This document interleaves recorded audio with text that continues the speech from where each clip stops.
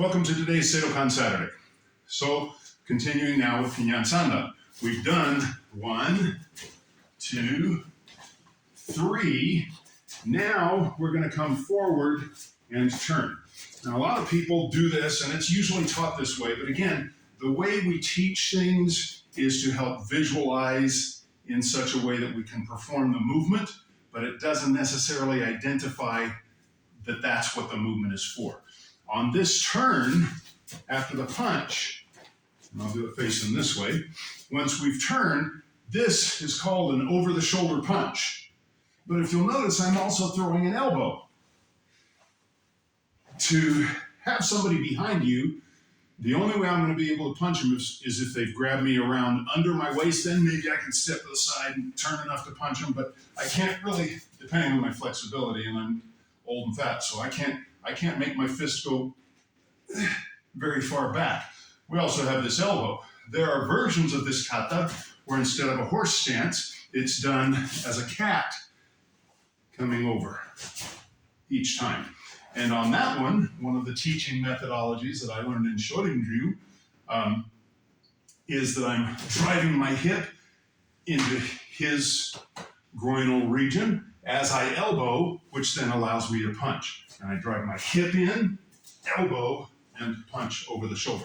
So there are a lot of interpretations of that as someone attacking you from behind. Possible, sure, and it's a good way to visualize practicing it. And again, I'm never going to discount the omote, or the obvious, okay? So I don't want to throw it out necessarily. Next, so without the throw, in the kata, we've locked this out, then we're going to step forward and punch, and then I come around. So if I'm doing this as an omote version, if he's attacking, punching me, I might step back and back fist him, then turn and punch him here, then step up and elbow him or step through and punch him from behind. That's one way to visualize it. Or to separate the attacks, he may be punching, I step away, use my back fist to strike here.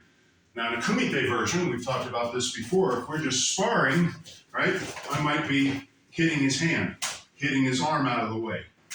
Okay? If I'm on this side and I hit his arm with my back fist, right here, end of the forearm muscle, he's not happy for a minute. Okay? Which gives me entry then into my punch. And from here, now we have some of the throw options, which is where, and you can contextualize it however you want. What I'm going to focus on here is the technique of it. So in the technique of it, I've already done the back fist. I'm going to come in. My punch is actually going to be a grab. Then I'm going to turn, and this becomes the cowboy throw, the suri otoshi, the head and shoulder throw, the kubinage in sumo wrestling, they call it the neck, around the neck throw. The important part of this is to get a good solid stance so my hips are under him. So let's just take it from a lunge in roundhouse punch, right? So he comes in, boom. I block, whatever I'm going to do here, but I'm going to hook from his shoulder, come down and catch his triceps or his wrist. As I step forward, I want to be in front of that back foot. I'm going to maintain this tight to my body, and my arm comes here. Now, this can be just to grab and wrap around his neck, or I can make more of it, right? Like a thrown crossface in wrestling. Boom, take his neck, because I want his body to lean off balance. After which, I set my horse. Now I'm in this position. We have these throws already in the earlier bunkai that we talked about, but the difference on this one is as I throw him, I'm going to sit through with him and maintain this. I'm going to lock this arm under my knee where I can arch and break. That's my horse stance. Now I'm going to do my over-the-shoulder punches. But you can't really see it, and it's hard to dance in this position. But I'm elbowing in the face, punching in the groin, elbow his face, elbow this groin, punch his face with this hand, over and back. as I break his arm. From the other side. This is the whole technique as I would teach it yakusoku style, promise set in stone style, without the variations. He's actually going to do karate oizuki. This is the teaching version of that technique. Hey, I'm blocking, grabbing, coming forward, turning. I execute similar throw to what we've done before. From here, I sit through with him, maintaining this wrist, lock over on his elbow, arch, punch, elbow, punch. Neck crank. If I arch my hips here and I pull his head in here, I have a good neck crank and an elbow break.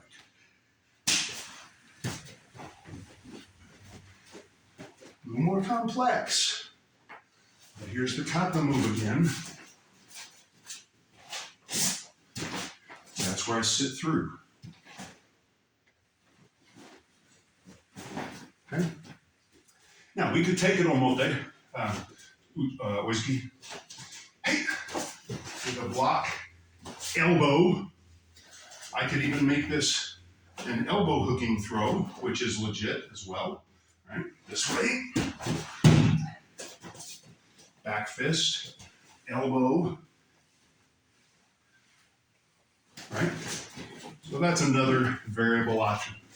But as long as I'm making that turn, sit through, then I'm laying on my back, punching. It's kind of fun. Try it, play with it, find the variations. Remember the difference we talked about? Judo, tsuri otoshi, right? Which is one technique.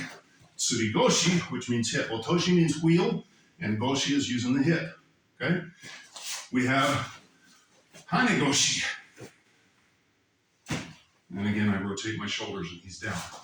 We have whatever all the names of those things are. But they all basically come to this same concept on the turn. The only difference is that the turn on this technique is very extreme, and then I have to sit through to land on him. If I did this mean, I'll do it slow and nice, but not mean. Same punch. So if I come here and let's rotate a little bit. So if I make this throw and follow him down as a sit through, I can land my whole body on him here as well. So it just depends on how hard I sit through and how much I arch my body. Put a lot of body weight on him here, even if I'm not breaking his arm. But I want to secure his arm so he can't fight. Now, a counter to this would be him bringing this hand up and over, right? Like a headlock. Go, get it. Right? Like if he's trying to escape a headlock, he's under my nose. I'm going to take this off. And then I can still hit him. And I have Tweety fingers. Right? Yeah. Arm break, neck break, head crank, and a lot of things in here. You can have a lot going on depending on how you position yourself. The fall on him to knock the air out will buy you time to play some of those things. Hey, thank you. That's fun, isn't it? Yeah. But that gets us on the ground and grappling. Me on top where I can escape or finish. Last move of Pinan Sandan. Thank you for joining again. Like, share, subscribe, hit the bell, tell a friend, leave a comment. Thank you for everybody who is on board watching and sharing. And until next week, as always, keep practicing.